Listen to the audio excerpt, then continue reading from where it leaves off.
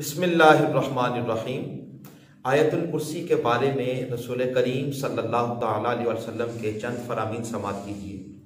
हज़रत अबू उमामा रज़ियल्लाहु ताला अन्हु से रिवायत है, रसूल कायनात सल्लल्लाहु ताला अलैहि वसल्लम ने फरमाया, जो बंदा हर फ़र्ज नमाज के बाद आयतुल कुर्सी पढ़ लेता है, उसके और जन्नत के दरमियान सिर्फ रुकावट मौत बनी हुई है।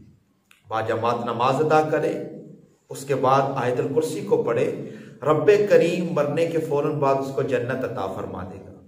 हज़रत अबू कतादा रज़ियल्लाहु ताला अन्हु से रिवायत है कि रसूल कायनात सल्लल्लाहु ताला अलैहि वसल्लम ने फरमाया कि जो बंदा अपने बिस्तर पर लेट कर सोने से पहले आयतुल कुर्सी पढ़ लेता है, अल्लाह ताला फरिश्तों की ड्यूटी लगा देता है जो उस बंदे की हिफाजत करते हैं।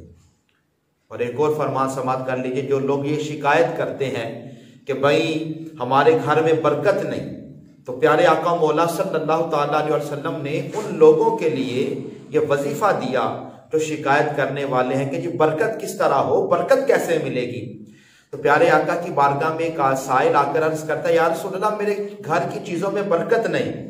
तो रसूल कायनात सल्लल्लाहु ताला अलैहि वसल्लम ने फरमाया कि लगता है कि तुम आयतुल कुर्सी को नहीं पढ़ते, मालूम होता है कि तुमने आयतुल कुर्सी को पढ़ना छोड़ दिया। आयतुल कुर्सी को पढ़ा करो। जिस घर में जिस खाने पर आयतुल कुर्सी पढ़ी जाती है, अल्लाह ताला उस खाने में बरकत को उतार देता है।